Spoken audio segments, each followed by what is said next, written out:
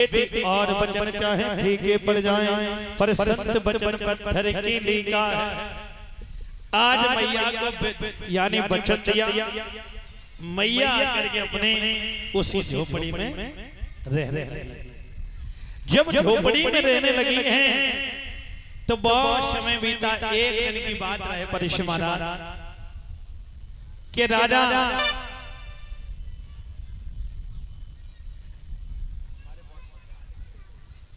यानी राजा जो थे राजा उत्तानपाद जो थे, एक दिन विचार किया कि चलो चल करके जंगल में देखें कि कोई किसी को सता तो नहीं रहा है, कोई किसी को सता तो नहीं रहा। तो एकदम से जंगल में, घनघोर जंगल में पहुंचे परिश महाराज। और जब घनघोर जंगल में पहुंचे हैं,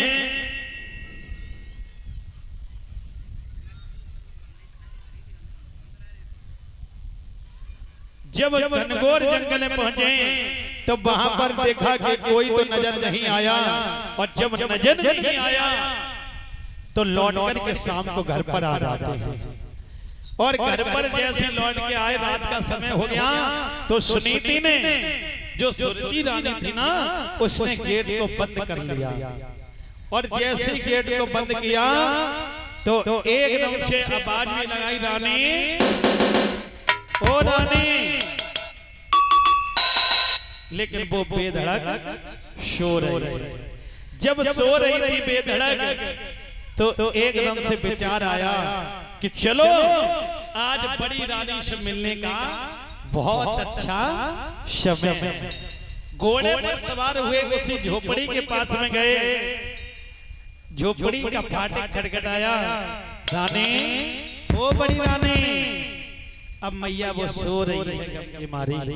और जैसे फिर आवाज मारी तो उस मैया ने मालूम मन में विचार किया कि मुझे ये लग रहा है कि रात का समय है, तो मेरी सौत ने मुझे मारने के लिए रात के समय हमारे स्वामी को भेजा।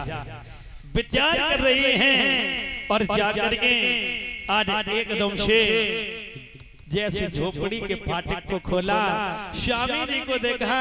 मैया को ऐसा मालूम पड़ा भैया कि जैसे कि डूबते को तिनके का सहारा मिल गया हो।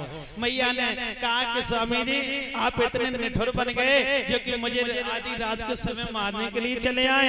कहा रानी मारने के लिए नहीं आए, मैं तेरी सौत से छुप करके आया हूँ। मैंने तुझे मना किया था फिर भी तू नहीं मानी। आज दुखिया के आंखों में आंसू आ गए। आंखों से स्वामी जी के पैर तो ले और हाथ पकड़ा भीतर लिए जाने लगे।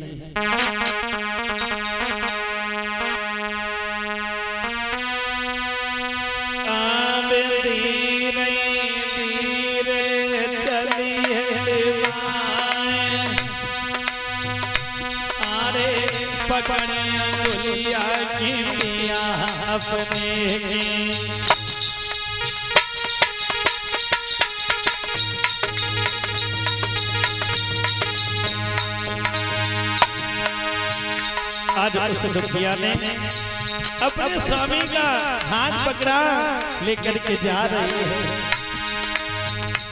अब धीरे धीरे चली है, आरे पकड़े अंगुलिया की दिया अपने झोपड़ी में बैठ गई जाए। आरे टूटे खटोला पे पिया बैठायो।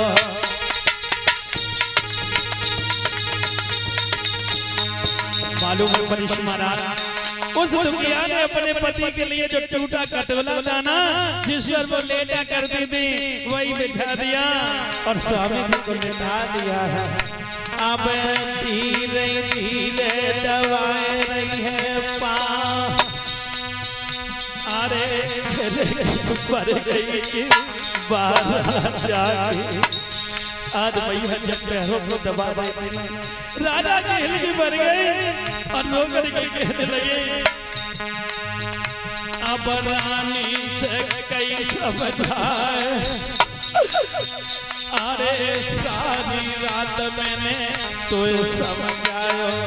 ओ रानी उस दिन की याद कर, जिस दिन मैंने तुझे सारी रात समझाया था कि मेरा दूसरा विवाह ना करवा, तेरे कछु समझ नहीं आए। अरे किस्मत फूटी की दुनिया रूठी, मुझे उठे गो भगवान। रानी अरे रानी रोवे की मनी अपने,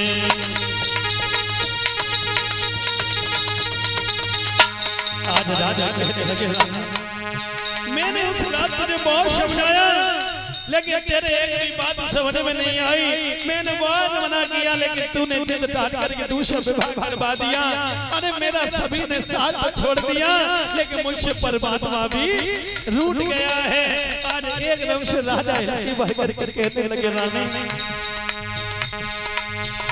अब राजा कहने लगे समझा, अरे बाहरी भूखी के मोको लागी। रानी तुझे मालूम है मैं आज सुबह का निकला हूँ, मुझे पानी भी नसीब नहीं हुआ और रानी भी मैं भी मेरे गेट लगा लिए, मुझे बहुत तेज भूख लग रही है, पानी भी लिया। उस दुखिया ने मालूम है क्या किया है, रानी सीधे लई है गाय।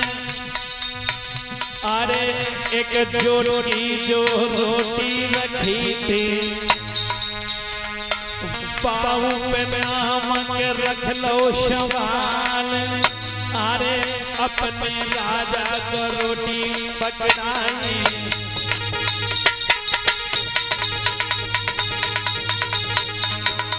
देखो मेरी बहनों, उस दुखिया को एक रोटी मिलती थी चौकी और नमक मिलता था, लेकिन आज उस दुखिया ने पति की याद में उस रोटी को खाया नहीं था। और महाराज उत्तानपाद को ये नहीं मालूम था कि हमारी रानी को ऐसा भोजन मिलता है। और राजा ने जैसी जौ की रोटी देखी, नमक देखा, राजा एकदम से फपक फपक करके रोने लगा।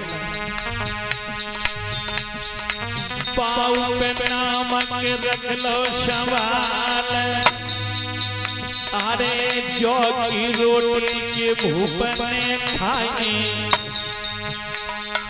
ऊपर से पानी पियो अगार। अरे राजा सोचे मन अपने में,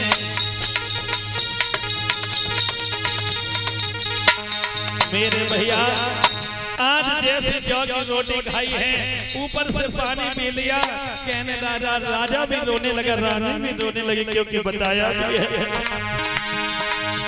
किसे बिगड़ी को नाए कठू मोले, बिगड़ी को नाए कठू मोले, बिगड़ी को नाए कठू मोले।